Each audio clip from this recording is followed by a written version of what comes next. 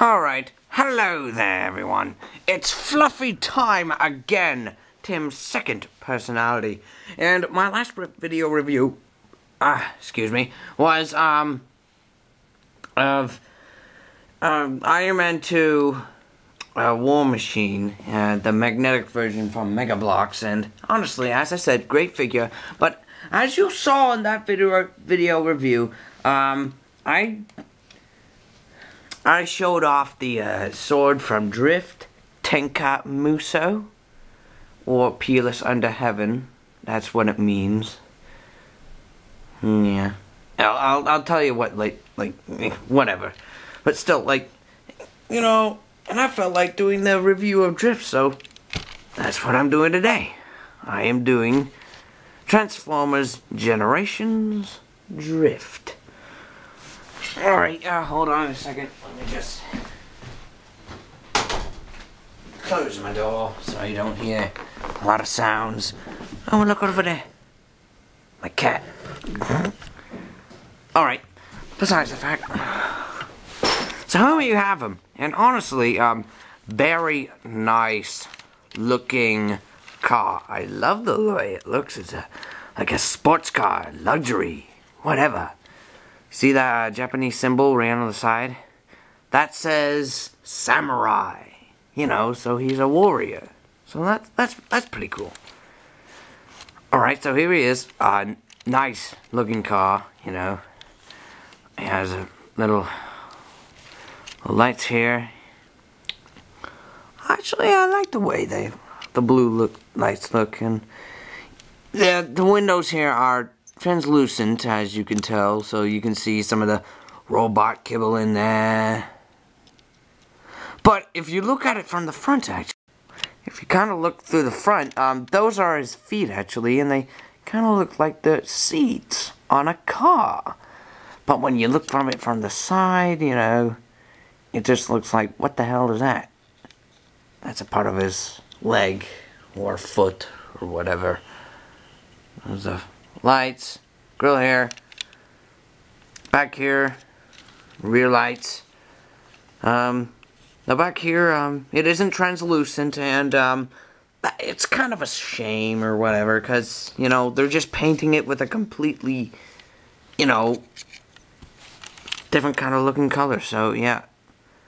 So what's the point of even putting that there? So why not just make it translucent? I mean, what the hell? And as I was talking about before, here is the blade itself. Tenka Muso, Peerless Under Heaven. So yeah.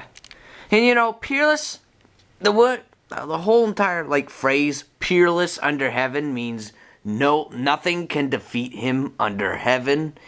And I think that kind of goes with the whole character from the comic book, I believe. Because I think he was, really powerful. At least I think. Alright. So.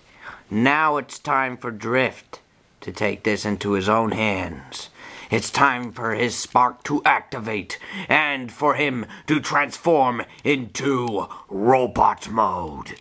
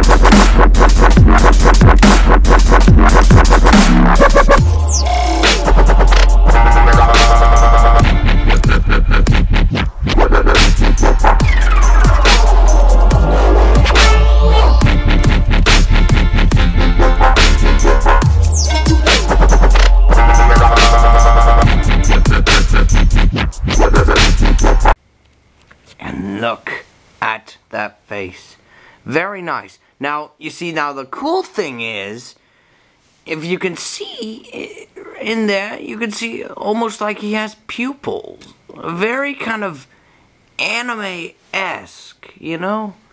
Now there's another, like, Transformers animated figure, Swindle, who also had this kind of thing going on, and really, just looking at him, it looks like he has blue eyes.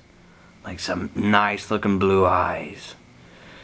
So really, that's impressive. And, kind of looking at him, he's very nice looking. So yeah, very nice. He comes with 3 swords. And of course my favorite one that is attached to his back. And yeah, so that's his robot mode. Alright, now for articulation, he's pretty good. His head is not on a ball joint, unfortunately. Unfortunately, really, but that's okay. I mean, he still has a lot of movement in his head, you know, up and down movement, side to side. So yeah, it's pretty good. His arms rotate all the way around, in and out, not really far, but that's alright. You could consider this a double joint, but it's not really, cause... Oh wait, he does have a double joint down here, like... Down here he has a double joint, actually, due to transformation. And up here, he has an extra joint, so you can make it like 3 joints. His hand is on a ball joint, so it can rotate all the way around, go in and out, do all sorts of poses, and that goes great for the swords. Now his legs are more limiting, because, well, they can go forward and back pretty dang far.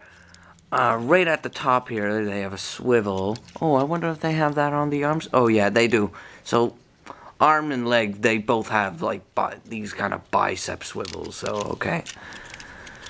Bending at the knee, pretty good. Now, this is the more disappointing point now. Now, the feet here, they don't have any like moving joint, and lately, like in the 2010-2009 figures, we've been getting like on the ankles more of a twisty joint that goes like this. So you know, it's kind of disappointing, but you know, not really, because he is still crazy posable even without those. So still, there's also an added plus, because you can actually make it so Drift here can look like he's taking out, well, due to his like articulation, you can make him do that, so he's like taking out his sword, so that's pretty cool. And you know, taking out the swords,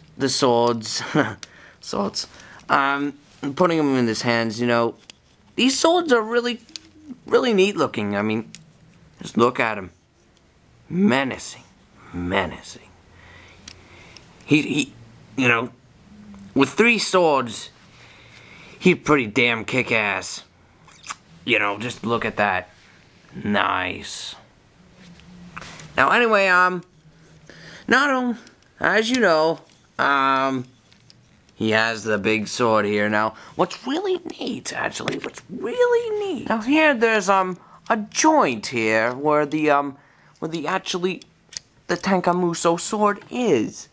And you see, it can move up and down and right in the middle. But, you know, it's disappointing that this thing can't turn. But that's alright, because, you know, you're going to have the arms like this most of the time. And, you know, they're going to be bonging onto that thing. Or bonging. But still, you know, it's a nice figure. Absolutely beautiful. Now, let's get that Tankamuso sword into his hands and take a look how he looks. Oh, he's ready. And he's going to take that sword out, and he is gonna chop some Decepticon ass. 'Cause if you want him, here he comes. Taking that sword and making it so cool looking. And there it is.